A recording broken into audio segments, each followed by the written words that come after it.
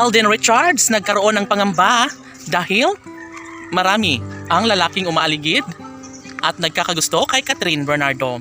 Yes, tahas ang inaamin ni Alden Richards na paano na lang kung tuluyan nga na maangkin sa ibang lalaki si Catherine Bernardo. Mayroon pa nga ba siyang pag-asa na mapanghawakan na mapagtagumpayan niya ang kanyang pangarap na makasama habang buhay si Catherine Bernardo?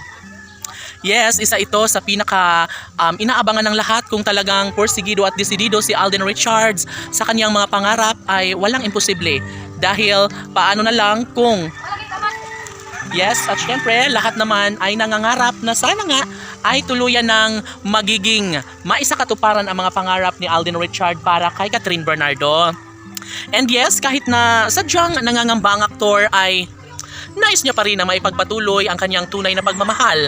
Kahit hindi natin alam kung ano ang magiging kahihinatnan pagdating ng tamang oras, ay talagang positibo at nangangarap si Alden Richards na siya na mismo ang lalaking makatuluyan ni Catherine Bernardo. Syempre lahat naman ay aminado at kagustuhan na nila, no? At susuportahan nila ang kanilang tunay na pagmamahalan.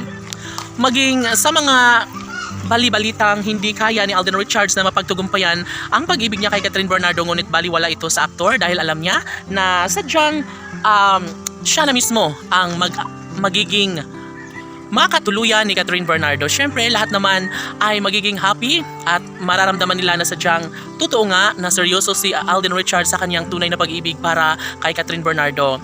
Marami ang nagsasabi na talagang kung kabado man at takot si Alden Richards na mawala sa kanyang buhay si Catherine Bernardo, ay dapat ngayon pa lang ay magkaroon na siya ng magandang plano, magandang hakbang para tuluyan niyang maisakatuparan kung ano man ang kanyang mga kagustuhan laban sa kanyang pagmamahal para kay Catherine Bernardo. Of course, lahat ay happy, lalo na kapag masilayan nila ang kanilang mga iniidolo na magkasamang haharap sa altar at sila lamang mismo ang bubuo ng sariling pamilya ni Alden at Catherine.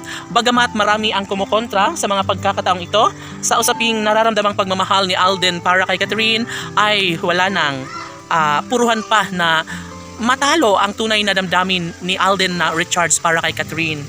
Dahil marami ang nagsasabi na hindi na nararapat pa na patulan o sukuan ang mga bashers dahil nga naman kagustuhan ni Alden Richards ang lumigaya sa piling ng babaeng kanyang pakamamahalin at deserve nila na lumigaya. Sa mas lalong madaling panahon ay magiging makatotohanan din ang lahat na siyang pinangarap hindi lamang kay Alden Richards maging sa taong bayan. Sana'y tuluyang lumigaya sa habang buhay si Catherine at Alden. Laban!